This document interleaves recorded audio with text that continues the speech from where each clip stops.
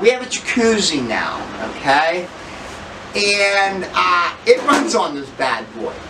This, I'm not gonna lie to y'all, this is a badass inverter. There ain't no two ways about it, okay? If your financial situation is such that you can afford this, okay, without killing yourself, without having to finance it, okay, without doing stupid stuff, okay, you won't be disappointed. But I'm not going to sit here and say it won't fail, because that's why we have ours, because it did fail. So keep that in mind. But you can still fix it just the same as you can a power jack. And we put this one, we put the Fed in here and fired it up, and she's been running this hot tub. Okay, and the most incredible thing about it is, hey, it's whisper quiet, even when it's pulling the amps, okay? And what is that, power bottom? You know, I'm trying to power bottom my batteries. Okay, that's horrible. But it stays quiet, stays fairly cool, and it gives me way more than it's rated for. This is rated at 6 kilowatts, split phase 220. When the hot tub is running, okay, the heater's on, the blower motor's going, the pump motor's going, it pulls 7,900 watts all day long. This inverter gives it to me and never shuts down. Okay. The power jack, look, this is the 8 again. If you go over 4, it's shutting down on you. You ain't getting any extra. It's going to give you what it says it's going to give you, and there is no more. Okay? This does provide you a lot of leeway. It has so far been very reliable.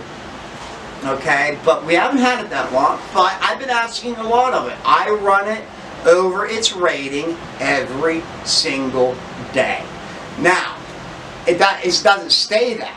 It's just when we get in the hot tub, the heater's fired up, all the pumps are running, that is when this has a pull on it above its rating.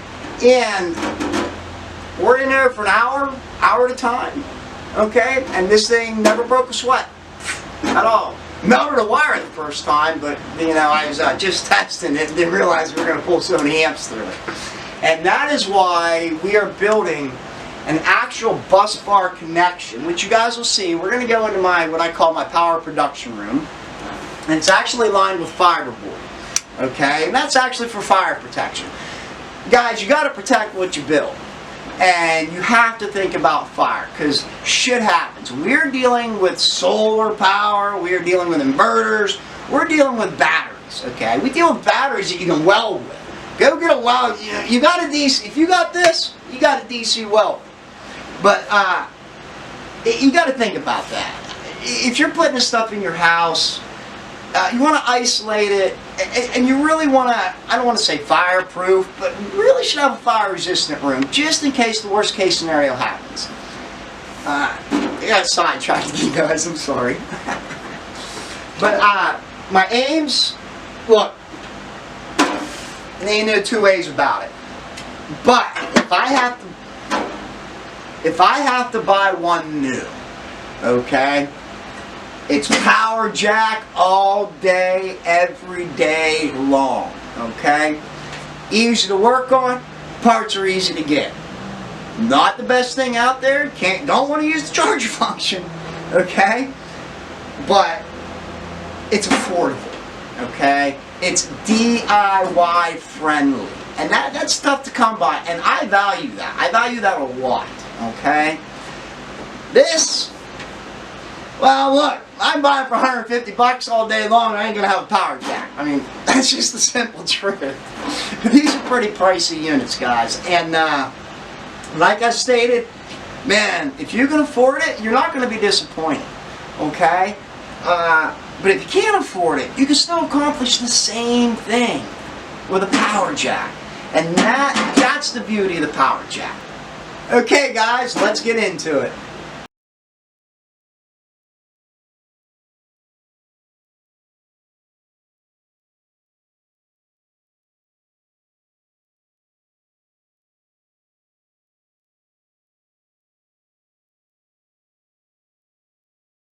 Okay guys, we're giving you a quick look inside these. As you'll see, they're basically the same, but this has a square transformer, and from my understanding, this is a far better transformer. But why don't you come over here with the camera and just give us a quick shot on these. You got control boards, which is here and here. You have driver boards here and here. Okay, you got a charge board here, a charge board here. Oh yes, and that brings me to, you can use the charger on this Ames. It's pretty badass. This actually gives me 85 amps at 24 volts, which is, hey, I'll take that all day long from an inverter. Excuse me. And this here, this has been a little modified up already. We got a fan on the outside of it.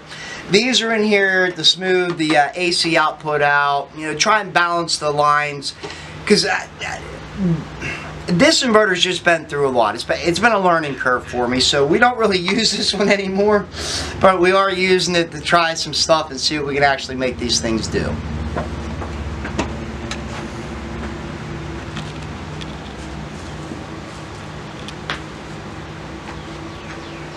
Okay guys, in conclusion, I hope I could teach you something maybe, okay? I hope you make your mind up which way you want to go.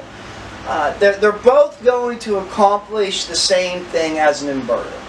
But the Ames, look, it's a far better inverter, but you're going to pay for it, okay? And that's the truth of the matter. Guys, thank you for watching today's episode. And as always, happy solaring.